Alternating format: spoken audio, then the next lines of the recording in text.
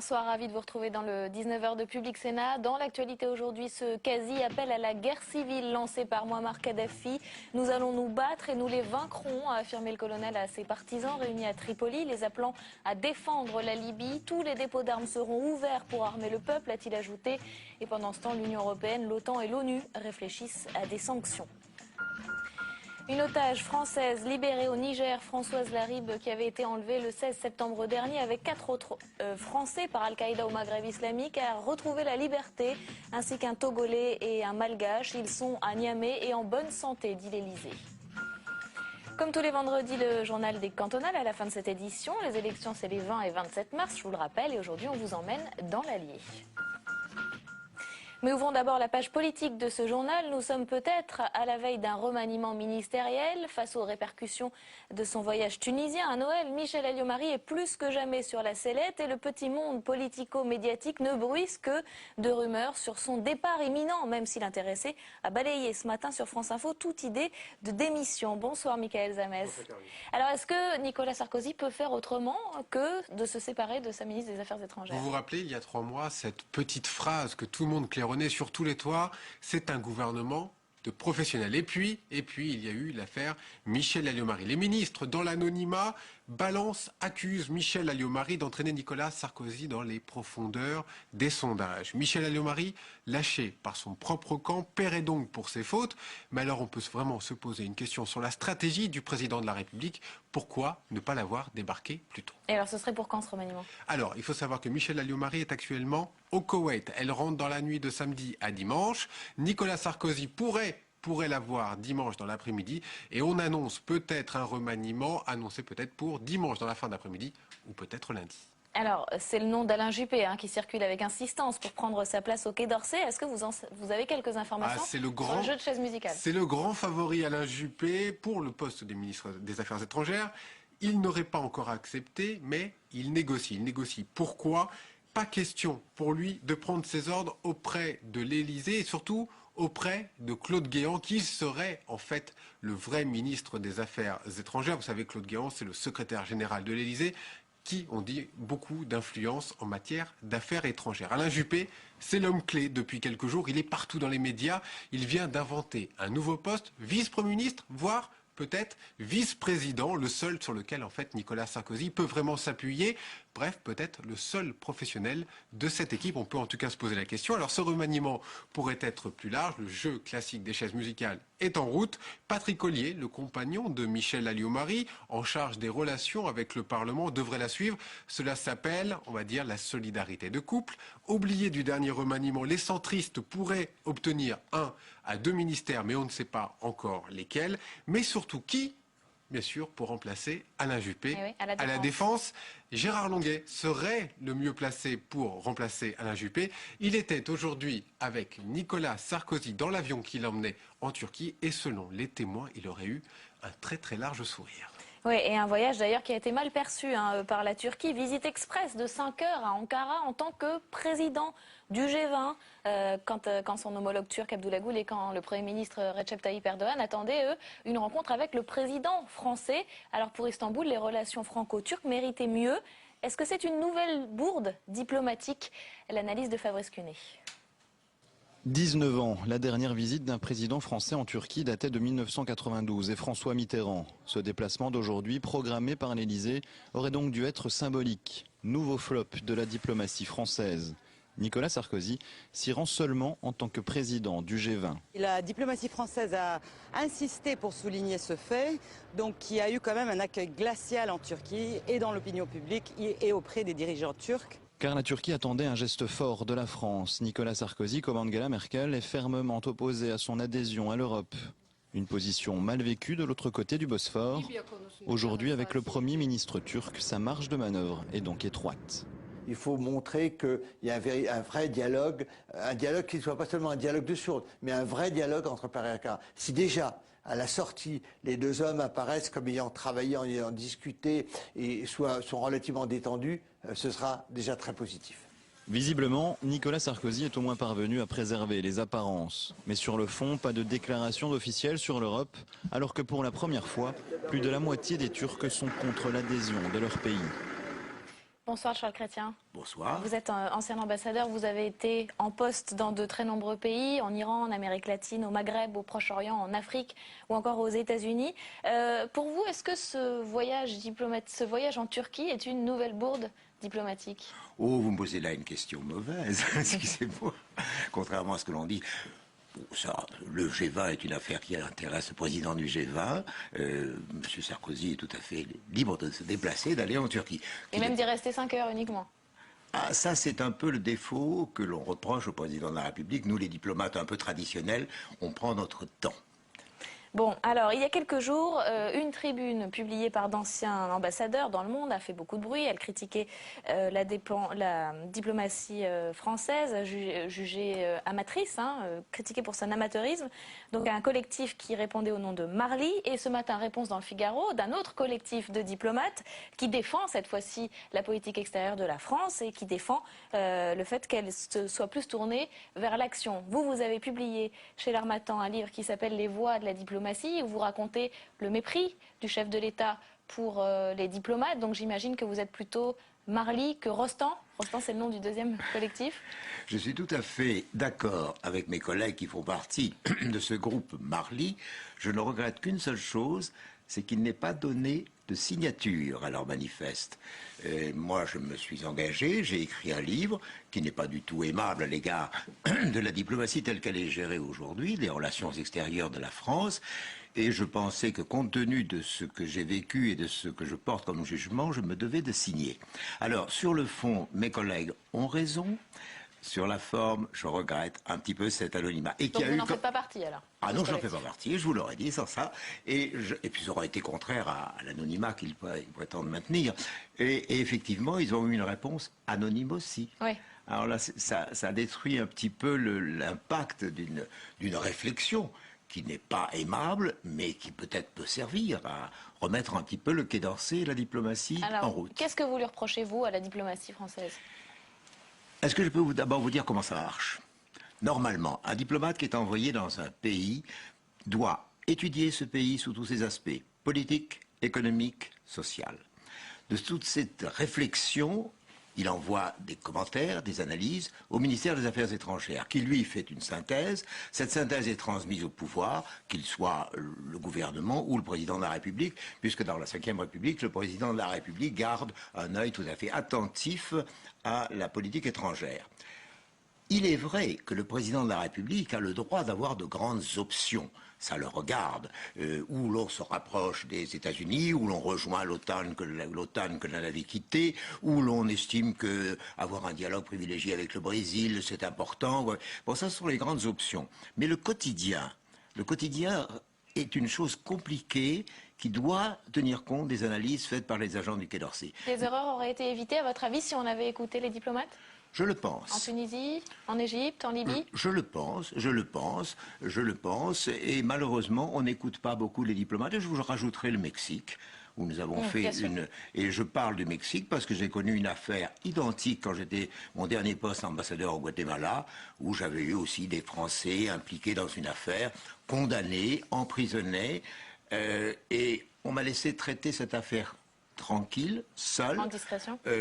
Je n'ai pas réussi à obtenir le transfèrement parce que la famille de ces condamnés a refusé. D'accord. Voilà, mais c'est un espèce de dysfonctionnement du système information, prise de décision, et après les diplomates appliquent. N'oubliez pas qu'un diplomate est un fonctionnaire et qu'il est au service de l'État. C'est la fonction publique. Alors l'actualité du jour, c'est bien évidemment la situation en Libye, où Mouammar Kadhafi a appelé ses partisans il y a une heure à prendre les armes pour défendre le pays. L'étau se resserre autour de la capitale, c'est dans les villes proches de Tripoli où sont concentrées les forces fidèles au général Kadhafi que tout se joue. Ce soir, le numéro 2 de la mission de l'ONU annonce des milliers de morts. Le point sur la situation avec Alexandra Kalino. Kadhafi apparaît devant ses partisans sur la place verte de Tripoli. Il leur promet d'armer le peuple, nous les vaincrons, dit-il. Puis, presque naïf, il lance « Le peuple aime Kadhafi ». Mais Tripoli n'est plus qu'un camp retranché. À l'est du pays, on se moque du guide et on prie. À Benghazi, épicentre de la contestation, 8000 Libyens se sont rassemblés devant le palais de justice pour la prière du vendredi.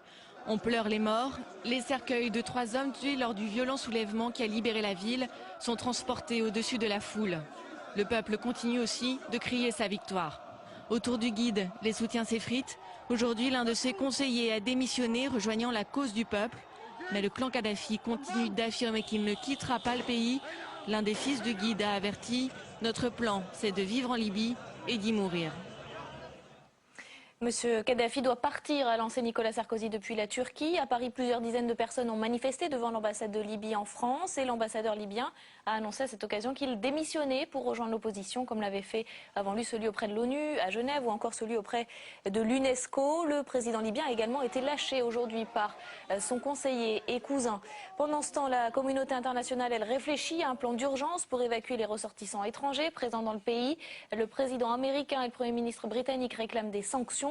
L'Union européenne a d'ores et déjà trouvé un accord pour un embargo sur les armes et un gel des avoirs de Mouammar Kadhafi. Quelles sont les marges de manœuvre de la communauté internationale? La réponse de Thomas Raguet. Une chaise vide, symbole de la déliquescence du gouvernement libyen. Cet après-midi à Genève, la déléguée libyenne au Conseil des droits de l'homme de l'ONU demeurait introuvable. Elle n'aura sans doute pas l'occasion d'y revenir.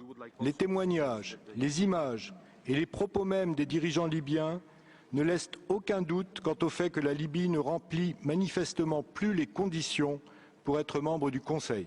Les délégués se sont penchés sur le projet de résolution proposé par les Européens, tout comme le fera le Conseil de sécurité de l'ONU à New York d'ici quelques heures.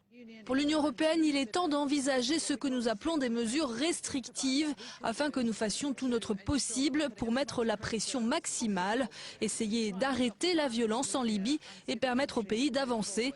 Une résolution qui prévoit également le gel des avoirs libyens à l'étranger et le contrôle de l'espace aérien libyen. Cette dernière mesure pourrait alors voir l'OTAN entrer en jeu. Son secrétaire général, Anders Fogh Rasmussen, s'est montré prudent sur la question, mais a tout de même convoqué une réunion d'urgence. La diplomatie mondiale a incontestablement franchi un nouveau cran aujourd'hui dans la gestion de la crise libyenne. Voilà, alors Charles Chrétien, on a posé la question nous, aux internautes, ça n'a pas valeur de sondage, mais c'est pour savoir un peu leur opinion. La communauté internationale doit-elle intervenir militairement en Libye? Ils ont répondu oui à 49%, non à 45%. Est-ce que vous pensez, vous, qu'on doit user du droit d'ingérence ou du devoir d'ingérence et intervenir? C'est un débat extrêmement compliqué. On peut comprendre que le droit d'ingérence se réfère à la philosophie de la Déclaration universelle des droits de l'homme de 1948, et on se sent légitimement amené à apporter secours à un peuple qui est attaqué, massacré. Doit-on le faire? A-t-on le droit ou a-t-on le devoir d'ingérence? Le débat est resté ouvert. Et là, ça devient un débat politique. Et je ne me permettrai pas d'émettre un avis alors que le Conseil de sécurité doit se réunir, doit en discuter, et que c'est au niveau politique, au plus haut niveau politique de chaque pays à prendre cette décision. Tout ce que je peux faire remarquer, c'est que c'est une décision grave, qui peut se comprendre, mais qui est extrêmement dangereuse parce qu'on peut avoir ailleurs aussi des demandes de droit d'ingérence. L'ingérence, jusqu'à présent, on a remarqué qu'elle se faisait souvent des pays du Nord vers les pays du Sud. On n'a pas encore vu de demande de droit d'ingérence en sens inverse. On peut penser à la Tchétchénie, au Tibet. Alors, il y a des milliers de morts, disait le numéro 2 de la mission de l'ONU en Libye. Donc, c'est vrai, il y a arrêté le massacre, mais il y a aussi protégé tous les ressortissants étrangers qui vivent en Libye. Les Européens envisagent de contrôler l'espace aérien libyen. Ils attendent le feu vert du Conseil de sécurité de l'ONU. Est-ce que ça peut servir à quelque chose? Oui, je le pense. Et là, ce n'est plus du droit d'ingérence. Là, c'est aller apporter une aide humanitaire à des gens qui sont en danger. C'est tout à fait différent. Et là, je pense que l'Union européenne est tout à fait fondée à décider d'une telle mesure. Pour le reste, c'est très grave et c'est très compliqué. Mais la situation est grave en elle-même et la position prise par M. Kadhafi est difficilement soutenable. Pour l'instant, l'Union européenne s'est mise d'accord sur un embargo sur les armes, sur un gel des avoirs. Est-ce que ça sert? Est-ce que c'est suffisant? Le gel des avoirs, ça peut être utile si on a les moyens de le faire. L'embargo sur les armes, alors là, permettez-moi d'en douter. Qui va vendre des armes aujourd'hui à Kadhafi? C'est un peu tard. Il fallait y penser avant. De la même façon, le Conseil des droits de l'homme de l'ONU demande la suspension de la Libye. On est au-delà de ça, non, aujourd'hui? Largement de ça. Alors que Michel Alliot-Marie, elle vient de tomber, se félicite de ces recommandations du Conseil des droits de l'homme de l'ONU. Oui, elle est ministre des Affaires étrangères jusqu'à présent. Vous pensez qu'elle doit partir? Je regrette qu'elle soit ministre des Affaires étrangères. Maintenant, la décision appartient au chef du gouvernement et au président de la République. Mais moi, en tant que praticien de la chose, de la relation extérieure de la France, je regrette la présence de Mme Alliot-Marie à la tête du Quai d'Orsay. Parce qu'elle n'avait pas les compétences. Et je m'engage tout seul. Comment peut-on à la fois, en si peu de temps, être ministre de la Défense, ministre de la Justice, ministre de l'Intérieur et ministre des Affaires étrangères en moins de 4 ans? Tout de même, la diplomatie est un métier. C'est pas facile, on peut faire des erreurs, on l'a vu, mais c'est un métier et il vaut mieux. Vous savez, sous la Ve République, nous avons eu 8 ministres des Affaires étrangères qui étaient des diplomates de carrière. Après, il y a eu quelques personnalités importantes, M. Juppé par exemple, M. Schuman. Alors justement, on parle d'Alain Juppé pour la remplacer. Vous pensez que c'est une bonne chose? C'est pas à moi d'en juger. J'ai connu M. Juppé comme ministre des Affaires étrangères, je l'ai apprécié. C'était un bon ministre des Affaires étrangères? J'ai apprécié, j'étais ambassadeur en Colombie, j'ai changé de poste, il savait que je m'occupais de questions compliquées comme celle de la lutte contre le narcotrafic, il m'a envoyé au Guatemala, où cette même lutte continuait, donc il a bien fait de me nommer au Guatemala. Donc s'il revient au Quai d'Orsay, vous serez content? Il sera mieux que Mme Alliot-Marie. Alors, en ce qui concerne la justice, Washington, l'Angleterre également appelle à des sanctions contre les dirigeants libyens. Nicolas Sarkozy lui a parlé de faire appel à la Cour pénale internationale. Est-ce que ce serait un signal fort? C'est certainement un signal fort. Mais maintenant, là, c'est vraiment pas à moi de porter un jugement sur des décisions de responsables politiques à ce niveau-là. Merci beaucoup Charles Chrétien d'être venu nous voir sur ce plateau. Je rappelle le titre de votre ouvrage, Les voies de la diplomatie, publié chez l'Harmattan, pas de façon anonyme pour vous. Vous dénonciez déjà la politique extérieure de la France et le mépris, dites-vous, du chef de l'État envers les diplomates français. Pour être complet sur le cas libyen, sachez que le parquet de Paris a d'ores et déjà ouvert une enquête sur les biens en France du colonel Kadhafi et du président égyptien déchu Hosni Moubarak. Et par ailleurs en Tunisie, des manifestants ont réclamé aujourd'hui le départ du gouvernement provisoire. Des tirs de sommation ont été entendus afin de les disperser. Les élections auront lieu au plus tard mi-juillet, a annoncé ce gouvernement de transition. D'autres manifestations également aujourd'hui au Yémen ou encore en Irak. Une Française, un Togolais et un Malgache enlevés en septembre dernier par Al-Qaïda au Maghreb islamique ont été libérés au Niger cette nuit. Les 3 anciens otages sont pour le moment à Niamey et sont tous en bonne santé. D'après l'Élysée, on sait que la Française Françoise Larribe souffre d'un cancer et avait besoin de soins. Allez, comme tous les vendredis, place maintenant au journal des cantonales.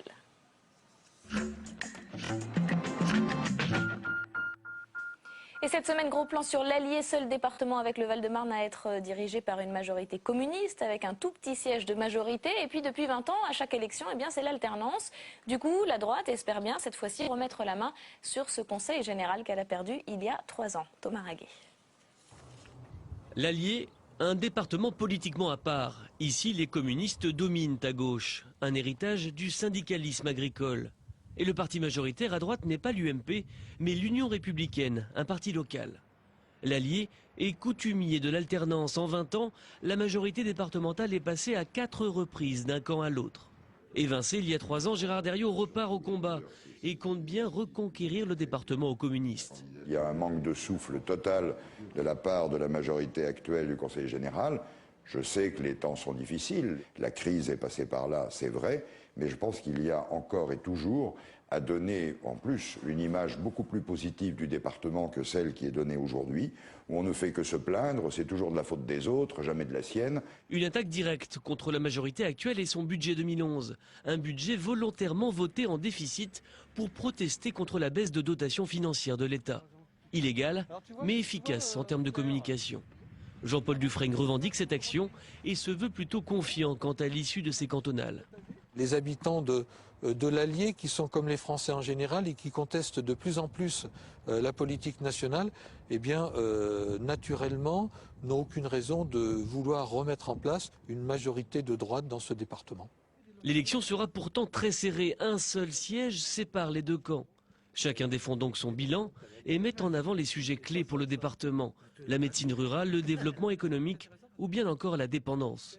C'est important qu'on développe ça au niveau du département, puisque on est dans un département où on a un vieillissement de la population qui est plus fort que la moyenne des départements de France. Donc il nous faut nous organiser si on veut véritablement répondre aux besoins de nos concitoyens. Un chantier pour lequel la droite a aussi des propositions.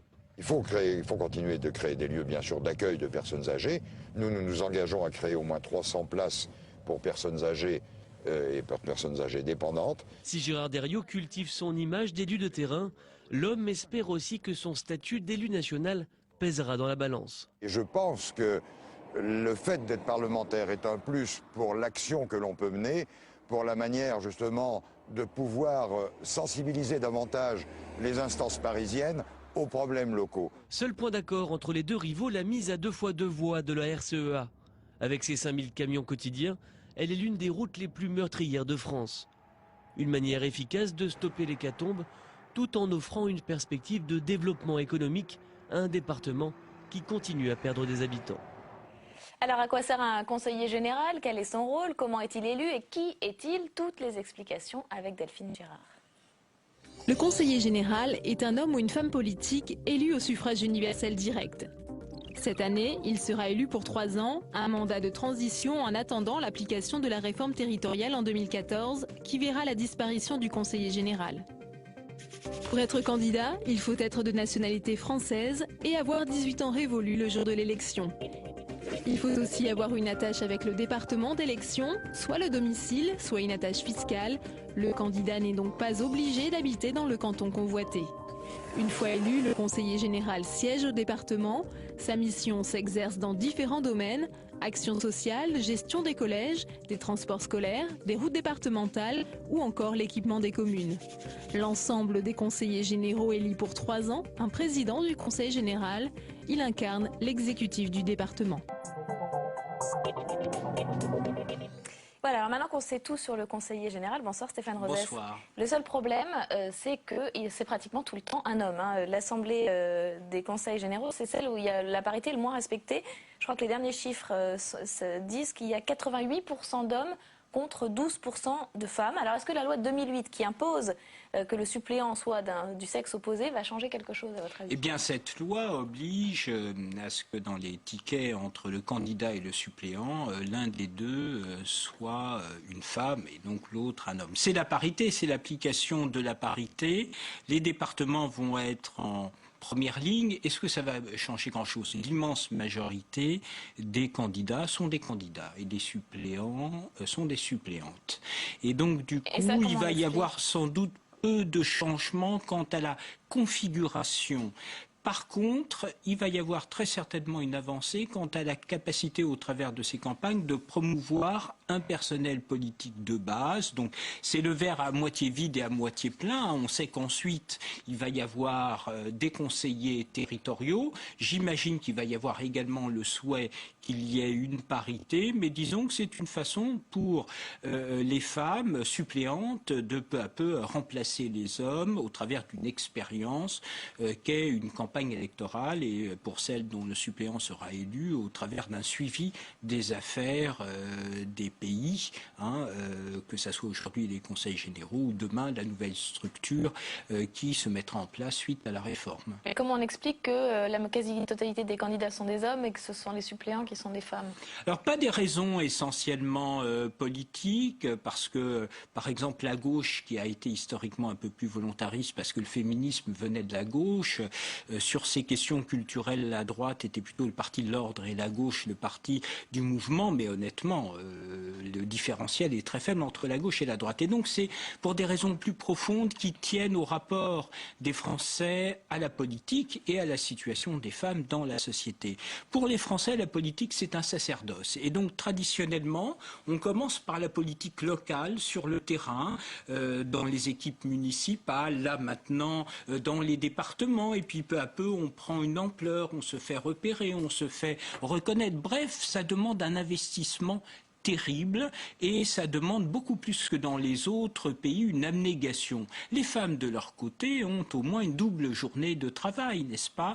Elles doivent beaucoup plus en France que dans les autres pays. Elles doivent et elles peuvent à la fois cumuler une activité professionnelle et des charges familiales qui sont finalement assez vite incompatibles avec le sacerdoce qu'est l'engagement politique. Donc derrière, c'est sans doute plus la question du statut de l'élu qui permettrait réellement une promotion des femmes, peut-être même ou couplée avec un volontarisme législatif sur la question de la parité. Mais est-ce que c'est pas un peu macho comme raisonnement, ça? Est-ce qu'on peut pas imaginer que ce soit l'homme qui s'occupe des enfants, qui fasse la double journée pendant que la femme s'investit? Je m'y suis essayé puisque vous semblez dire que je suis macho et je vous suggère de le tester dans votre propre couple.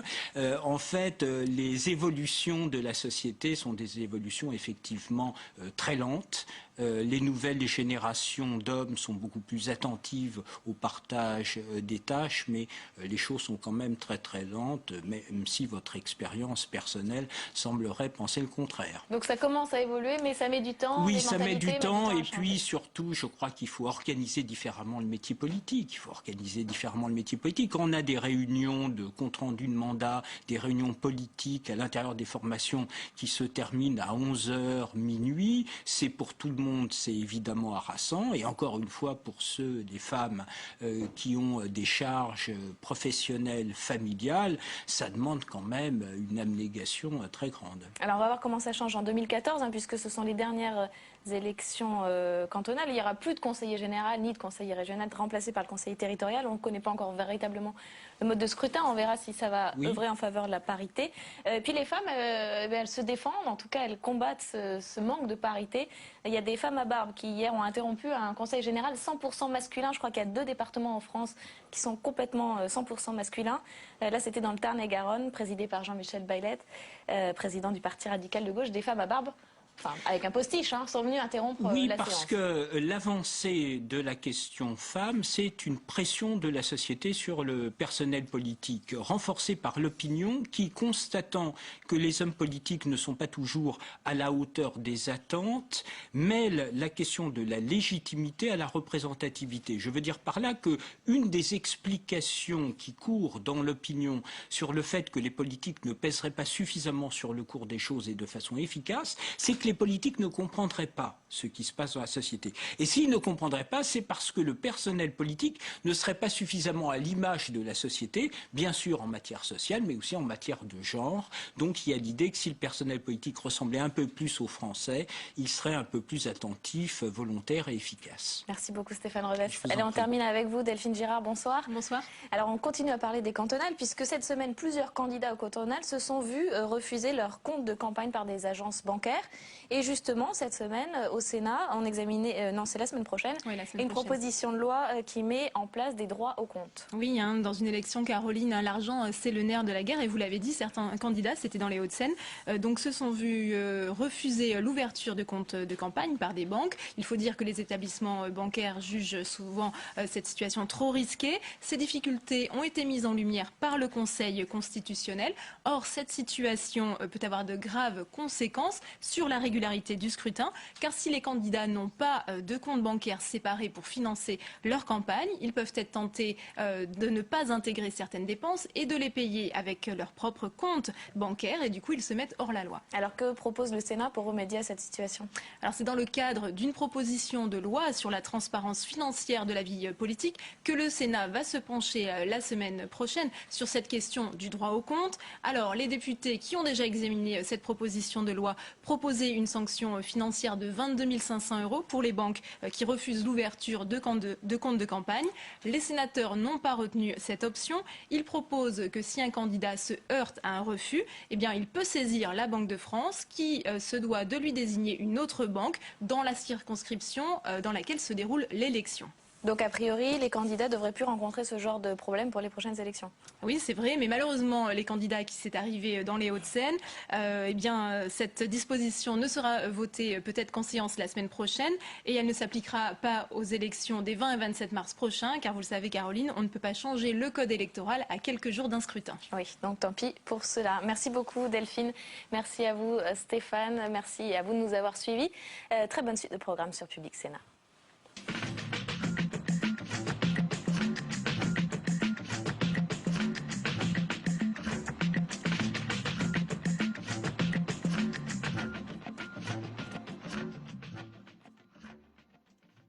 Au-delà Au-delà des incidents diplomatiques, l'affaire Florence Cassé a attiré l'attention sur la situation des droits de l'homme au Mexique. Quel est l'état des lieux? Quel est le niveau de corruption? Et comment la guerre contre le narcotrafic, priorité numéro 1 du président, nuit-elle à la protection des droits humains? C'est le débat de Parole du Monde.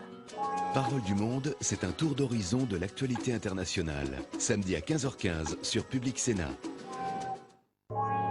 Il avait demandé à devenir harki pour se protéger de la sauvagerie du FLN. Plus tard, j'ai eu des séquelles. J'ai des séquelles que des fois, j'oublie pas. L'État français dit que les Algériens, c'était les Français. Et de l'autre côté, on les abandonne. J'ai posé la question plusieurs fois. Comment on peut abandonner ses enfants? Pour quelles raisons les harkis ont-ils rejoint l'armée française? Comment ont-ils vécu la guerre? Quel sort leur a été réservé à l'indépendance? Après Apocalypse et la Seconde Guerre mondiale, Isabelle Clarke et Daniel Costel poursuivent en Algérie leur exploration des heures sombres de l'histoire. La blessure, la tragédie des harkis, demain à 22h sur Public Sénat.